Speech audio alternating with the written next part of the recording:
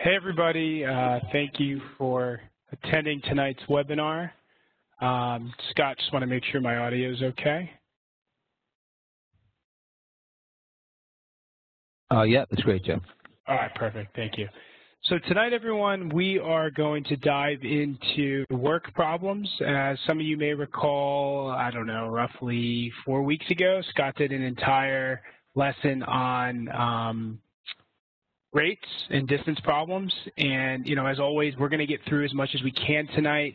One of the things I want to continue to stress is that, this is an hour of kind of, intensive, focused problems. And for those of you using our curriculum, make sure you are getting the practice in to really nail this stuff down. Work problems as an example, we have over roughly over 100 questions between the chapter and the chapter readings and the chapter tests. So, obviously practice makes perfect. And first and foremost, you want to get the principles down, find systematic approaches to dealing with these questions as we're going to teach tonight, and then really hammer away at them.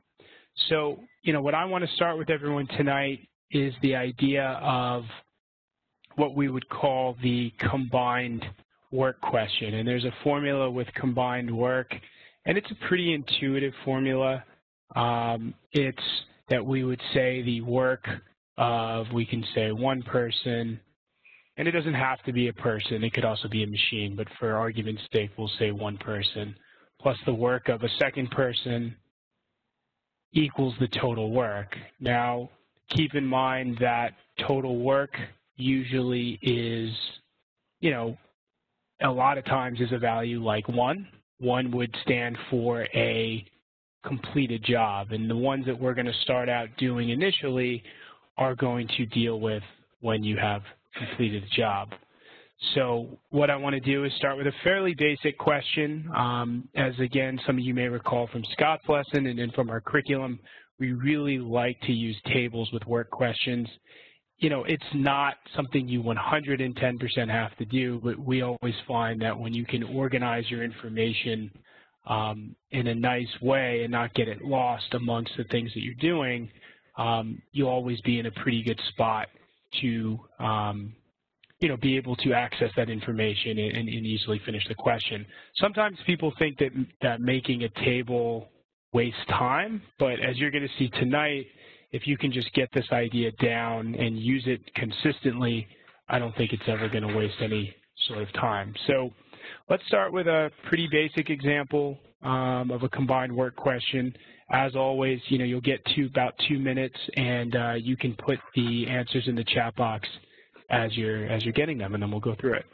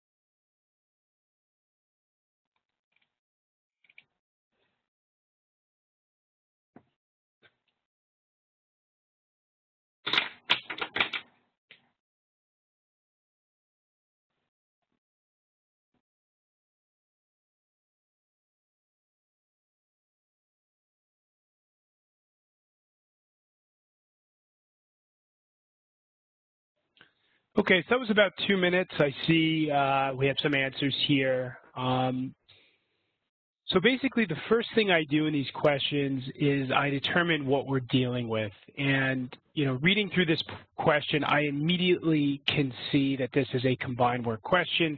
Clearly, the word both work together is an indication that that's what we're dealing with. Now, just to kind of get that muscle memory, if you're working on these on your own and you see this question, the first thing I would do is say, all right, work of A plus work of B. It's kind of how I write it in short form. Certainly, you don't want to have to be writing this out on the GMAT. And I say, instead of saying equals total work, because I see that they're asking how long will it take them to paint the fence, which means a completed job, I'm just going to set that equal to 1. And then I know that's the formula that I'm going to be using at the end of the question. So real quick, and again, there's many variations of a matrix or a table you can make. I know no one has the access to a line feature like I'm using through WebEx, but you can quickly generate a table, in your test booklet on test day. So we have an R in the left column for rate, the middle column is T for time, and the right-hand side is work. What's nice is that rate times time equals work. And our 2 rows consist of the 2 people that we're working with here. We have J for Joe, and we have B for the brother. Now, this is where, initially things may start to get a little hairy for you. It's saying Joe can paint a fence in 4 hours. Now, that may force you to think, well, gee, Joe's time is 4 hours. But it's not really his time, because what this time box represents is the time in which these 2 people or brothers or friends, I think it's brothers obviously, are working together. So when it says Joe can paint a fence in 4 hours, that's actually providing his rate. And that means he's doing 1 fence per 4 hours. Now, because we don't want to get bogged down in units, we can just say 1/4 knowing it's in hours. And for the brother, we can say that it's 1/2. Now, another stumbling block where people get tripped up is they say, okay, well, I have no more information. Well, the fact is you do have some pretty good information because you see they're working together. And when you know that they're working together, you can say, well, their times are going to be the same, regardless of how much time it takes. So what I do is I put a variable in there, and then I say, okay, the work for Joe is 1/4 x. The work for the brother is 1/2 x. And then there you go. I can plug this into my formula, 1/2 x, 1/4 x plus 1/2 x equals 1, something that all of you know I like to do and I teach all of my students to do is get rid of the fractions. So in this case, to get rid of these denominators, I would multiply everything by 4. One thing not to forget, because this happens a lot, is you have to multiply each term by 4, so that includes the 1 on the right-hand side. Then you get x plus 2x equals 4, 3x equals 4, x is 4/3, which is 1 1/3 hours. Of course, that's answer B.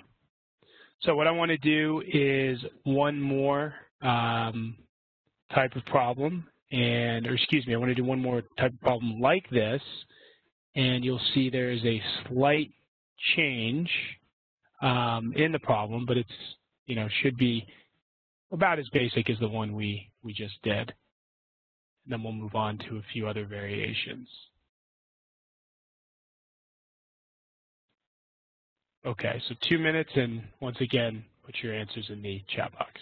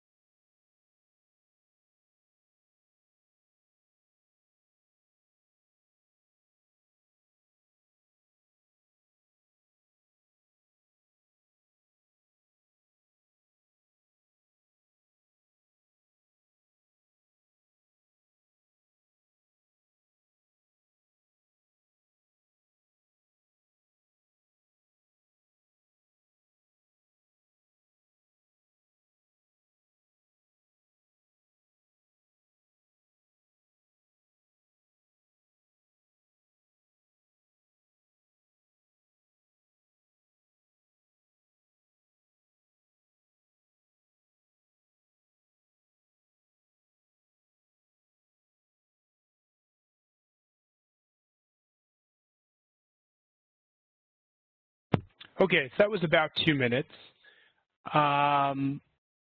This question is still a combined work question. The only difference is that instead of filling the full pool, we're talking about filling 75% of the pool. So we can say rate time work. We've got hose X, we've got hose Y. Hose X's rate is 1/6. And hose Y's rate is 1/8. Now, we don't know the time, so we would want to fill in a variable, and that variable is x and x if we want, so we multiply across, and we say 1/6x plus 1/8x, or that's the perspective works. Now, instead of work of A plus work of B being 1, we're going to fill in 75%. The best thing to do, my suggestion here, is to make 75% 3/4. And obviously having the percent to fraction conversions memorized is going to be super, super helpful for you on the test. I'm sure all of you know that. And we have them all in the Essential GMAT Quant Skills chapter. So if you're not brushed up on those, definitely take a look at those. Now, work of X is 1/6x, work of Y is 1/8x. So we plug that in, and we get this. Now, in order to cancel out the denominators here, we need to determine what the LCM is of 6, 8, and 4. That is going to be 24. So if we multiply everything by 24, we get 4x plus 3x equals 18, 7x equals 18, then x equals 18/7, which is 2 4/7. Notice that is less than 3 hours. One thing to notice here is that the answer choices are not clean, and once you see that, you want to internalize that, because what I've noticed a lot of students do is that when they don't get clean answer choices, they immediately think they've screwed something up. But if the answer choices that you're working with aren't clean, then you haven't done anything wrong. So you don't want to drive yourself into a frenzy or making a bad decision on the test just because something doesn't appear right. So always, always, always look at your answer choices. And in a case like this, it didn't work out clean, but that's okay because the answer choices themselves were not clean. So what we're going to jump into now is a slight variation of this question. We're going to do a couple of those, and then I'll be able to pass things over to Scott. But hopefully what everyone's seeing is that the combined work formula, works beautifully in all of these problems, regardless of the variations that we have. So give everyone, again, 2 minutes, and then we can go from there.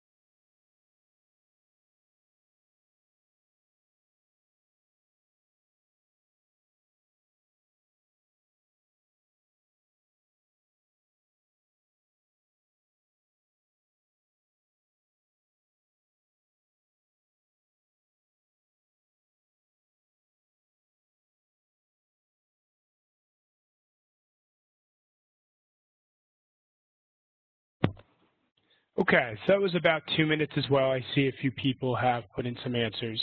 So again, this is still going to be work of A plus work of B equals total work. Finishing the job is obviously an important component of that, regardless of what's going on in the question. So that total work value is going to be 1 for one job. What's different here is that the two machines are not actually working at the same, or working for the same amount of time throughout this problem here. So we are given right away that machine A's rate is 1/2, machine B's rate is 1/3, and they're working together, we know initially for 1 hour. But the key here is that machine B breaks down. Machine A is the one finishing the job. So we can, since that's an unknown, we can just add X to that. Multiplying across, that gives us 1 plus X over 2, and of course 1/3. So now we're back to our happy place being the combined work formula. And as you can see, this is incredibly systematic. Multiply everything by 6, gives you 3 times 1 plus X plus 2 equals 6. 3 plus 3X plus 2 equals 6. 3X equals 1, or X is 1/3. That's 1/3 of an hour. That's 20 minutes. If the problem had asked you how long do they work, how long does machine A work in total, of course it would have to be an hour and 20 minutes. So, with that said, I hope everyone's seeing, okay, this can be a systematic approach to dealing with these. Yes, there was a change, but we still use the combined work formula at the end of the day. And this is what I want all of you to be able to do on the GMAT, because you want to be able to get a problem and know exactly how to deal with it right away. So we're going to do one more variation of this, and then I'm going to turn everything else over to Scott.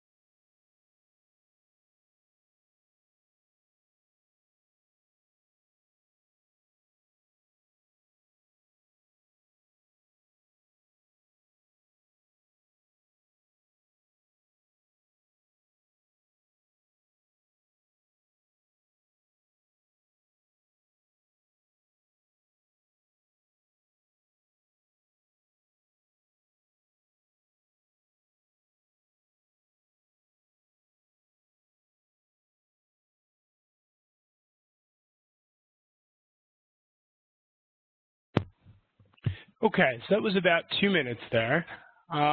This is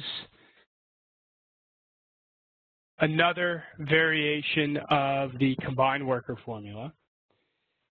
So what we would do here is same deal. If we're looking through this question, what we see is that when they work together at their own constant rate, it takes them 28 minutes to do the same load of dishes, which is the one load of dishes or the one job.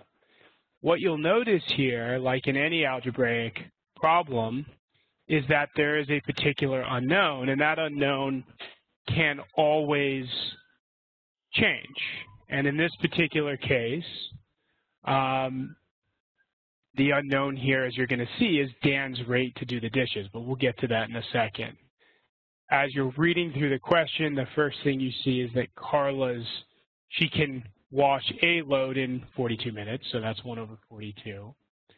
And when they work together, it takes them 28 minutes. Now, for some of you, I know you may use combined rate, and that's okay. That's another option to use here. What I've been teaching the whole night, though, is obviously that these are combined work questions. So it's not wrong, it's just different from what I'm showing everyone here. I find that combined work can be a little bit more systematic because it works in more situations. So with that said, we'd make the 28 minutes time for both of them, leaving us with one logical place for an unknown, which is Dan's rate to do the dishes. Remember, because we're talking about one job per some number of hours, Dan's rate can't just be X, it has to be 1 over X.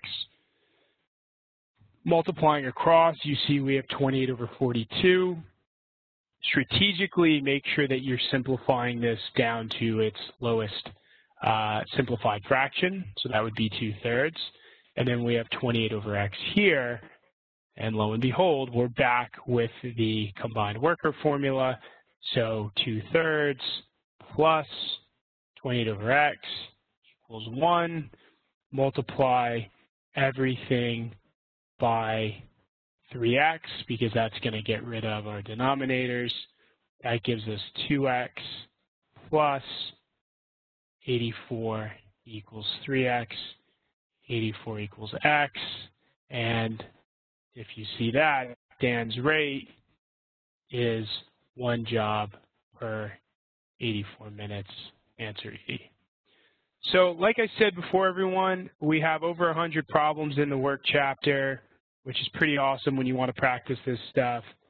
This can be one of your most favorited topics on the GMAT. When I was a student, initially I hated these, and by the good graces of Scott teaching me how to do these, I really kicked butt when I took the GMAT. Same with distance problems. You can be super, super, super systematic. So with that said, Scott's going to take over from here and do a little bit more with everyone, but hopefully this is a good start. So Scott, I'm going to give you the ball, and you're ready to go. Okay, great. How's the audio? Perfect. Okay, great. Hey, everybody. Thanks so much for coming. So what we are going to do, the second half of the webinar, is bump the difficulty up a little bit and look at some unusual twists and turns that these work problems can take. But, as Jeff's been telling you, they're really systematic. And, whether you're taking the GMAT or the GRE, the key is you really have to lock down and dial in the questions that have a systematic basis to them. What I mean by that is there are some problems, they're just wild cards. Like they can fluctuate wildly from problem to problem, and no matter how much you practice them, it's almost like seeing them for the first time every time they arise. And that's okay, that's the nature of these tests. But then on the other hand, there's some problems, such as work problems, that really follow the same logic and the same flow again and again and again. So this is a class of problems. We really want to strive to get the mechanics down, to get the systems in place. And when you see these, you want them to be an asset working in your favor. So with that said, what we'll do is we will make this a little more difficult. And let's try for about 3 minutes on this, just because you're going to find that there's a quadratic hiding in here and some other stuff you're going to have to take care of. So let's set our watches for 3 minutes starting now.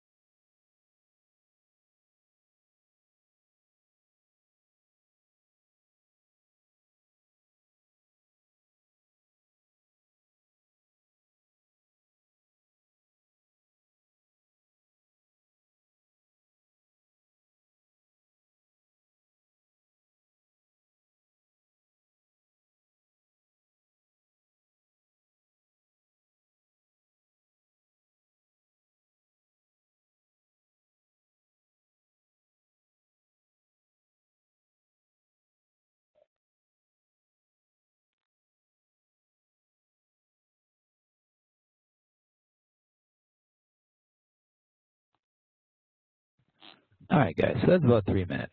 So let's see how we did here. So we have a dad and a son, and together they're shoveling snow off the driveway. And it says they can shovel all of the snow in 24 minutes rather. So it says if the son works alone, it takes him 20 minutes more to shovel the driveway than it takes the dad when the dad works alone. And we want to know how long does it take the dad to shovel the driveway by himself. So let's just say we have the son and we have the dad, and we know that rate multiplied by time is equal to work. So we're going to use the same matrix system that Jeff has been showing you. So if you think about it, what we can do is we can let the dad's time be t, right? So we can say t is equal to the dad's time to shovel. And then, of course, the son takes 20 minutes more. So we would say t plus 20 is the son's time. All right, this should make sense. If the dad's time is t, whatever t is, and it takes the son 20 minutes more, well, then the son's time is t plus 20. So here's what I want you to pay careful attention. You got to remember that rate is inversely proportional to time. In other words, rate is 1 over time. So if the dad's time is t, right, in other words, t minutes to do one job, well, then his rate is 1 job in t minutes. So let me say that again. If it takes the dad t minutes to do one job, well, his rate is 1 job in t minutes. Similarly, if it takes the son t plus 20 minutes to do the job, well, the son's rate is 1 over t plus 20. And that first step is pretty challenging for students, but that's an important one to master. Okay.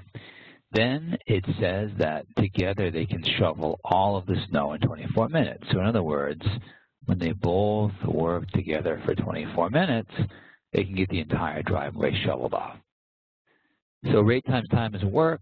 So what this tells us is the son's work, at least algebraically speaking, is equal to 24 over t plus 20.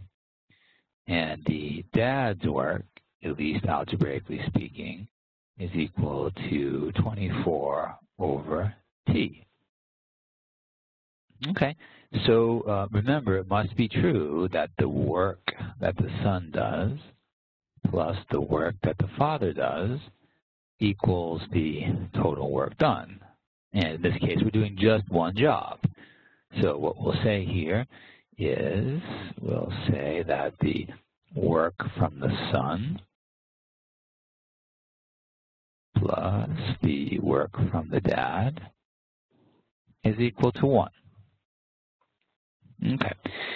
So now what we want to do is get rid of these fractions right away to simplify the equation. And that means we're going to multiply the entire equation by the LCM. Now, the first number that both of those fractions divide into is equal to t times t plus 20. So in other words, there's no number smaller than t times t plus 20 that both of the fractions here will divide into. Okay? And also remember, guys, if you're just starting out, that this has to be multiplied by every term in the equation. And there are 3 terms here, right? Because terms are separated by plus signs, by minus signs, and by equal signs. So 3 terms we have to deal with here. Okay, so when we multiply this through, we get 24t plus 24 times t plus 20 is equal to t times t plus 20, right? All I did is just put the t times t plus 20 in through those 3 terms. Let's start cleaning this up. That's 24t plus 24 t, and 24 times 20 is, what's that, 480? Yeah, 480 is equal to t squared plus 20t. So you can see we have a quadratic here. We have the t squareds and the t's. So we're going to have to bring this over to one side and set it equal to 0. So we'll have t squared minus 28t minus 480 is equal to 0. So we're going to have to get the factors of this quadratic. Well, the first one will be t, second one will be t. Because of the signs of the quadratic, we know it'll be plus and minus. And now we need two numbers that multiply to 480 and add to minus 28t. Well, these numbers are 40 and 12. So it means that theoretically, t could be 40 minutes or t could be minus 12 minutes. Now, the good news about the GMAT or the GRE is that the times can only be positive physics tests. So times are positive quantities here. So what that tells us is although theoretically it could be minus 12 or 40, the only plausible answer to the question is 40 minutes. And that's the answer because remember we let t be the dad's time. Okay, so that was a significant increase in difficulty from the ones you did in the first half of the webinar.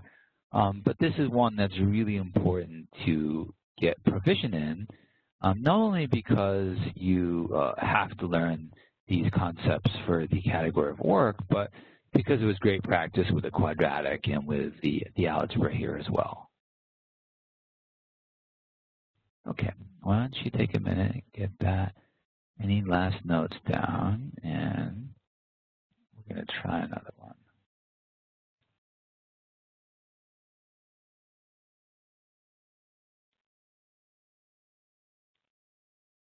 Okay, this guy is a little simpler, but a little complex still because he involves variables. Now, you can do whatever you want, but I would not, at least, well, I should say, especially in your training, I would not resort to plugging numbers here, or back solve or any of that stuff. I would actually force yourself to build the necessary algebra muscles by doing this the way you've done the other questions. So let's go for maybe 2.5 to 3 minutes starting now.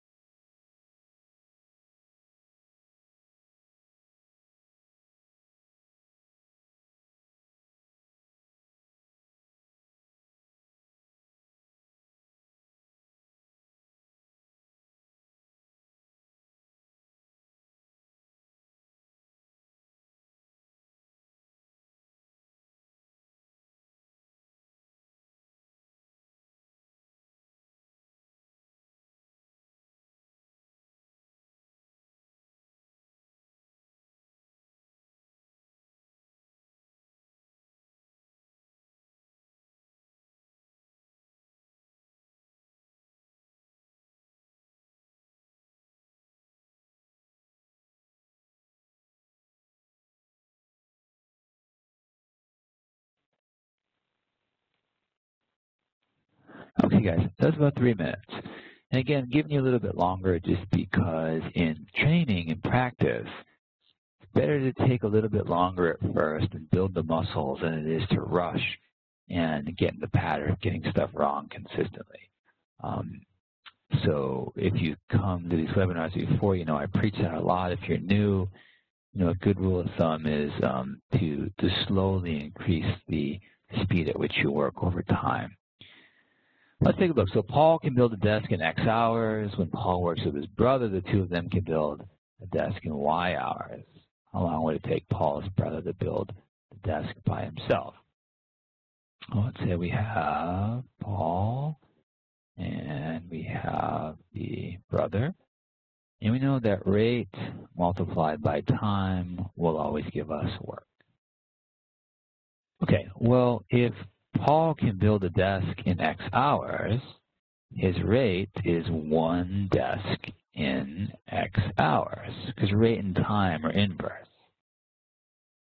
Okay, and if the, we actually don't know the brother's time. So let's let the brother's time be T, or anything else, but for this purpose, let's let it be T. Well, then if the brother's time is T, I will say T is time for the brother. Well, then the brother's rate is 1 over T. Okay, remember, rate and time are inversely proportional. So if the brother's time is T, in other words, if it takes him T hours to build a desk, well, he's working at a rate of 1 desk in T hours. And remember, we're leaving off the units here because the units can tend to get a little bit confusing and overwhelming. Okay, and it says the two of them, when Paul works with his brother, the two of them can build a desk in Y hours. So these guys are going to work together for Y hours. Well, because rate times time is work, what that means is Paul accomplishes Y over X of the desk, and it means that his brother accomplishes Y over T of the desk. So in other words, algebraically speaking, those are the respective amounts of work that Paul and his brother accomplish. Now remember, the work that Paul does plus the work that the brother does is going to have to sum to the work total, which in this case is just 1, right? Because we're just doing one job. Okay, we're just doing one job. And that's, of course, building 1 desk. Okay, so what we can say here then is the work of Paul, which is Y over X, plus the work of the brother, which is Y over T, is equal to 1. Now we want to get rid of those fractions right away, so we're going to multiply by the LCM of X and T, which of course is X times T. In other words, XT is the first number that both X and T will divide into.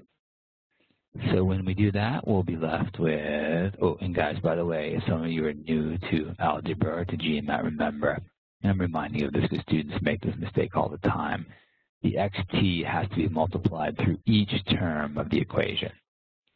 So when we do that, we'll have YT plus YX is equal to XT. Let's see, we'll bring the terms of the T's in close proximity to each other. We'll have YX is equal to XT minus YT. Of course, we'll take every opportunity we can to factor out common terms. We'll have Y times X is equal to T times X minus Y. And of course, we'll solve for T. So T is equal to YX divided by X minus Y. So it looks weird, but it doesn't matter. This is the reality of the situation, that the time for the brother would be equal to YX over X minus Y. So that's how long it would take him to build a desk if he worked by himself. And it looks like the correct answer here is A. So it's really no different from some of the first ones Jeff did with you guys, except there was variables in place of numbers. It's not a big deal. So as long as you know the pattern and you know the process and you know the mechanisms, it doesn't matter whether they give you numbers or letters. It's all the same at the end of the day. Okay, so take a minute and take down any notes you'd like for that guy, and then we'll try another one that's pretty difficult and also incorporates variables. And as you're doing that, and as I'm getting this next problem loaded up, just remember, proper practice makes perfect. And this is a really important strategy tip, so listen carefully. If OG problems are frustrating you or whatever source you're using, that's going to tell you something, almost like stubbing your toe, right? Like, for example, in the body, pain is there for a reason. It's to tell you something is wrong. Well, if you continuously are practicing problems and you don't feel like you're getting any better, you have to ask yourself the question, why are you using those materials? And I can't stress that enough. And if you need new materials, of course, the TTP course is truly, truly, truly revolutionary. So don't sit there spinning your wheels using stuff that's not getting you results. It's such a waste of time. Okay, let's try this one. It's pretty difficult, and we got some variables and 3 machines, so we get everything going here for us to have a good time. So let's start it now, and we'll shoot for about 2 or 3 minutes.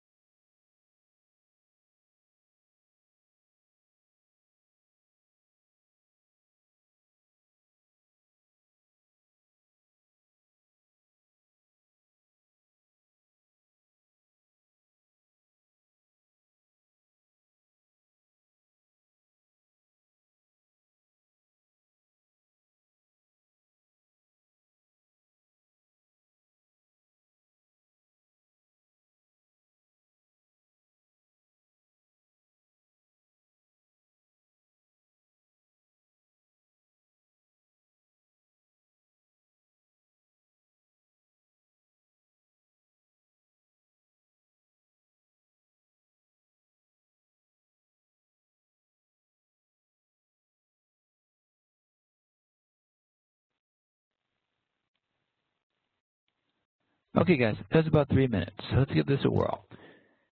So we have these 3 machines, right, A, B, and C, and they work together for Z hours to complete a certain job.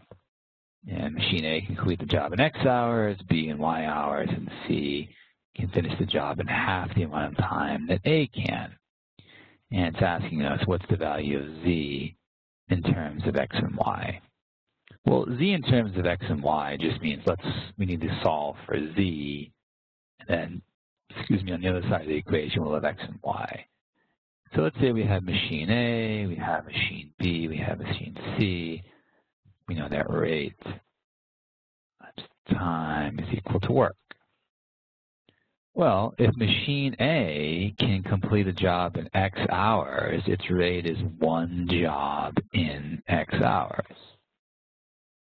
If machine B can complete a job in Y hours, its rate is 1 job in Y hours.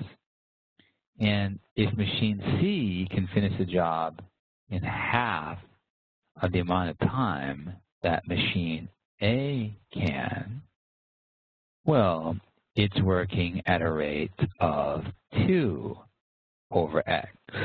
And this is sometimes tricky for students, but if you think about it, half of the time means twice the rate, right? Because you got to always remember rate and time are inversely related. As the rate goes up, the time goes down. As the time goes up, the rate goes down. So if you can do something in half the time as somebody else, it means you're working at twice the rate. Okay, well, they work for Z hours, so we'll let the times be Z, and then you can all see we can get the individual work. So at least algebraically speaking, the work done by A is equal to Z over X. The work done by B is equal to Z over Y. And the rate done by C is equal to 2Z over X. And we know that these guys have to sum to the total. So the work of A, plus the work of B has to equal the work total. So in other words, what we can say is that the work of A, which is Z over X, plus the work of B, which is equal to Z over Y, plus, I forgot one in the equation, so we have to add in plus work of C. So plus work of C here, which we said was 2Z over X, has to be 1. And guys, right, the reason why it's 1 is because they're just doing one job. Okay, I'm going to change the black just because the red's a little tough on the eye in the equation. So as you know, what we want to do here is get rid of these fractions to the greatest degree that we possibly can. Okay, so the LCM or LCD, it's the same thing, of these fractions is X times Y.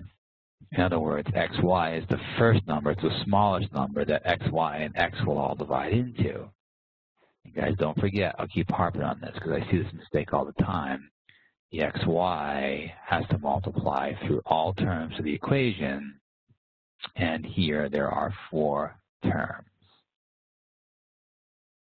Okay, so after we pass that through, we have ZY plus ZX plus 2ZY is equal to XY. On the left, guys, remember, always taking any opportunity we can to factor out common terms, and you can see that Z is common to all 3 of the terms on the left-hand side of the equation. So we'll definitely pull out that Z, and we'll be left with Y plus X plus 2Y is equal to XY. We'll add the Y, so that's 3Y plus X is equal to XY, and Z is equal to XY plus X, divided by X plus 3Y. And let's hope that's an answer choice somewhere up there. Yes, it is. Looks like answer choice E. So that's what it means to have Z in terms of X and Y. Z in terms of X and Y.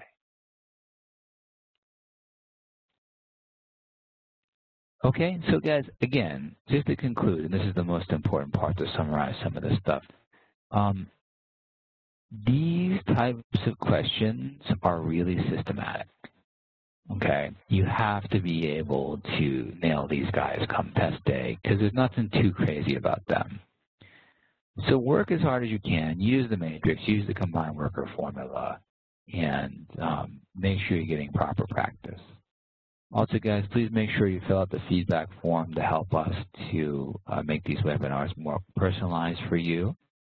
And other than that, happy GMAT studying, everybody, and we'll look forward to seeing you back here next Tuesday. If you have any questions, send us an email, give us a call, stop by our house. No, just kidding, don't do that. Send us an email, give us a call, give us a text, whatever. We'll be happy to help you. Okay? Good night, everybody. Take care.